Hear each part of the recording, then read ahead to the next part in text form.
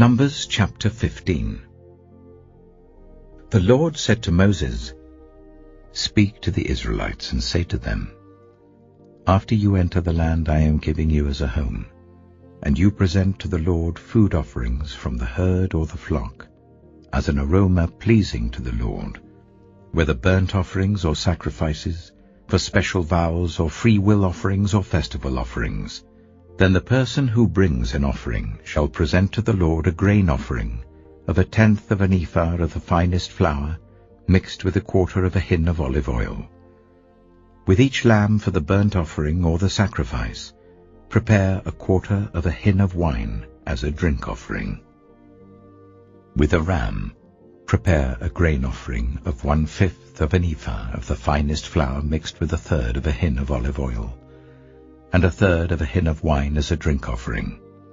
Offer it as an aroma pleasing to the Lord. When you prepare a young bull as a burnt offering or sacrifice, for a special vow or a fellowship offering to the Lord, bring with the bull a grain offering of 3/10 of an ephah of the finest flour, mixed with 1/2 a hin of olive oil. And also bring 1/2 a hin of wine as a drink offering. This will be a food offering, an aroma pleasing to the Lord. Each bull or ram, each lamb or young goat is to be prepared in this manner. Do this for each one, for as many as you prepare.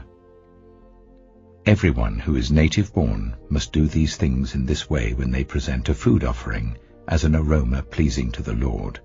For generations to come, whenever a foreigner or anyone else living among you presents a food offering as an aroma pleasing to the Lord, they must do exactly as you do. The community is to have the same rules for you and for the foreigner residing among you. This is a lasting ordinance for the generations to come. You and the foreigner shall be the same before the Lord. The same laws and regulations will apply both to you and to the foreigner residing among you." The Lord said to Moses, "Speak to the Israelites and say to them, when you enter the land to which I am taking you, and you eat the food of the land, present a portion as an offering to the Lord. Present a loaf from the first of your ground meal, and present it as an offering from the threshing floor. Throughout the generations to come, you are to give this offering to the Lord from the first of your ground meal.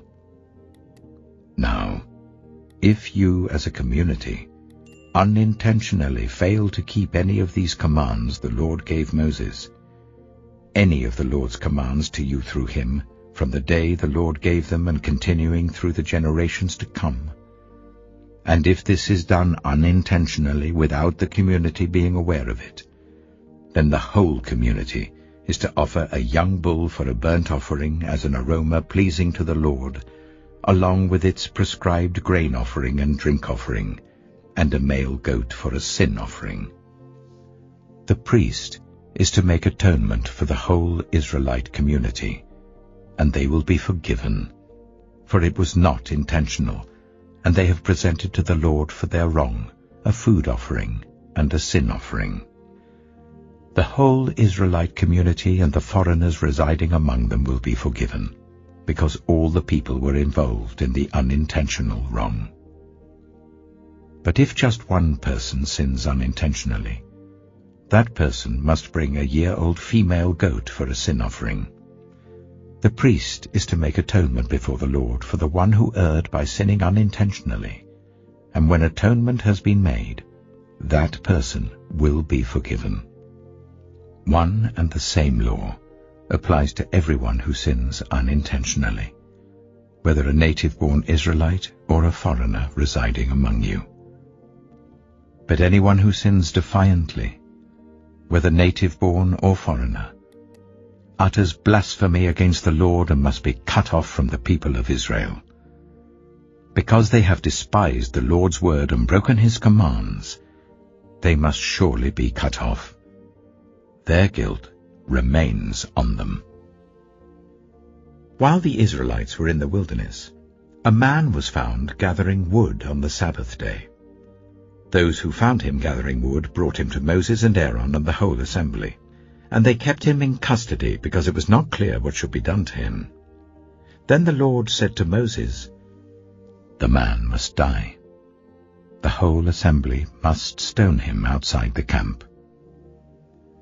So the assembly took him outside the camp and stoned him to death, as the Lord commanded Moses. The Lord said to Moses, "Speak to the Israelites and say to them, throughout the generations to come, you are to make tassels on the corners of your garments, with a blue cord on each tassel. You will have these tassels to look at, and so you will remember all the commands of the Lord, that you may obey them and not prostitute yourselves by chasing after the lusts of your own hearts and eyes.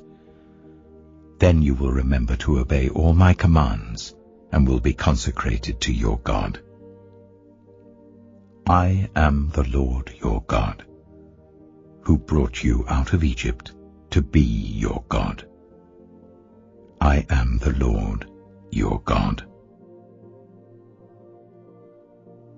Numbers chapter 16.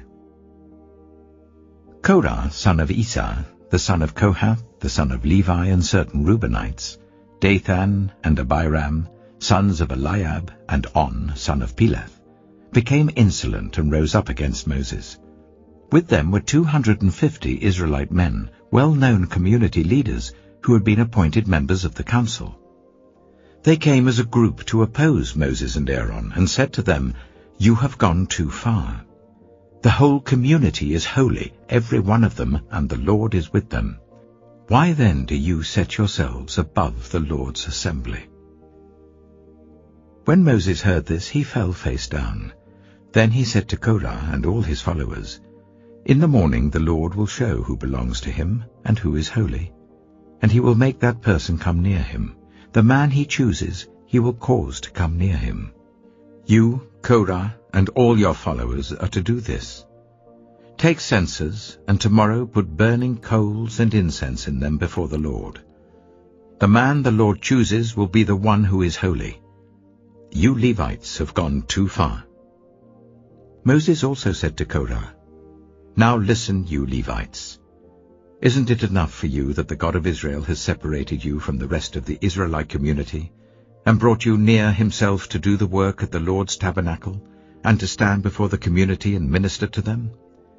He has brought you and all your fellow Levites near himself, but now you are trying to get the priesthood too. It is against the Lord that you and all your followers have banded together. Who is Aaron, that you should grumble against him?" Then Moses summoned Dathan and Abiram, the sons of Eliab. But they said, "We will not come. Isn't it enough that you have brought us up out of a land flowing with milk and honey to kill us in the wilderness? And now you also want to lord it over us? Moreover, you haven't brought us into a land flowing with milk and honey, or given us an inheritance of fields and vineyards. Do you want to treat these men like slaves? No, we will not come." Then Moses became very angry and said to the Lord, "Do not accept their offering. I have not taken so much as a donkey from them, nor have I wronged any of them." Moses said to Korah, "You and your followers are to appear before the Lord tomorrow, you and they and Aaron. Each man is to take his censer and put incense in it, 250 censers in all, and present it before the Lord. You and Aaron are to present your censers also." So each of them took his censer, put burning coals and incense in it, and stood with Moses and Aaron at the entrance to the tent of meeting.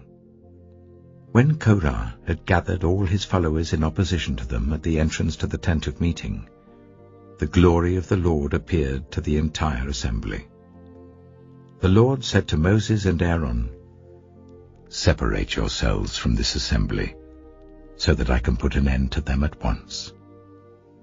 But Moses and Aaron fell face down and cried out, "O God, the God who gives breath to all living things, will you be angry with the entire assembly when only one man sins?"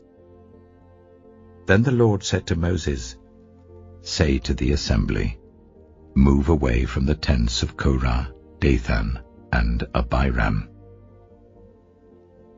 Moses got up and went to Dathan and Abiram, and the elders of Israel followed him. He warned the assembly, "Move back from the tents of these wicked men. Do not touch anything belonging to them, or you will be swept away because of all their sins." So they moved away from the tents of Korah, Dathan, and Abiram. Dathan and Abiram had come out and were standing with their wives, children, and little ones at the entrances to their tents. Then Moses said, "This is how you will know that the Lord has sent me to do all these things, and that it was not my idea. If these men die a natural death and suffer the fate of all mankind, then the Lord has not sent me. But if the Lord brings about something totally new, and the earth opens its mouth and swallows them, with everything that belongs to them, and they go down alive into the realm of the dead, then you will know that these men have treated the Lord with contempt." As soon as he finished saying all this, the ground under them split apart, and the earth opened its mouth and swallowed them and their households, and all those associated with Korah, together with their possessions. They went down alive into the realm of the dead, with everything they owned. The earth closed over them, and they perished, and were gone from the community. At their cries, all the Israelites around them fled, shouting, "The earth is going to swallow us too." And fire came out from the Lord, and consumed the 250 men who were offering the incense. The Lord said to Moses, "Tell Eleazar, son of Aaron the priest, to remove the censers from the charred remains and scatter the coals some distance away, for the censers are holy, the censers of the men who sinned at the cost of their lives. Hammer the censers into sheets to overlay the altar, for they were presented before the Lord and have become holy. Let them be a sign to the Israelites." So Eleazar the priest collected the bronze censers brought by those who had been burned to death, and he had them hammered out to overlay the altar, as the Lord directed him through Moses. This was to remind the Israelites that no one except a descendant of Aaron should come to burn incense before the Lord, or he would become like Korah and his followers. The next day, the whole Israelite community grumbled against Moses and Aaron. "You have killed the Lord's people," they said. But when the assembly gathered in opposition to Moses and Aaron and turned towards the tent of meeting, suddenly the cloud covered it, and the glory of the Lord appeared. Then Moses and Aaron went to the front of the tent of meeting, and the Lord said to Moses, "Get away from this assembly, so that I can put an end to them at once." And they fell face down. Then Moses said to Aaron, "Take your censer and put incense in it, along with burning coals from the altar, and hurry to the assembly to make atonement for them. Wrath has come out from the Lord, the plague has started." So Aaron did as Moses said and ran into the midst of the assembly. The plague had already started among the people, but Aaron offered the incense and made atonement for them. He stood between the living and the dead, and the plague stopped. But 14,700 people died from the plague, in addition to those who had died because of Korah. Then Aaron returned to Moses at the entrance to the tent of meeting, for the plague had stopped.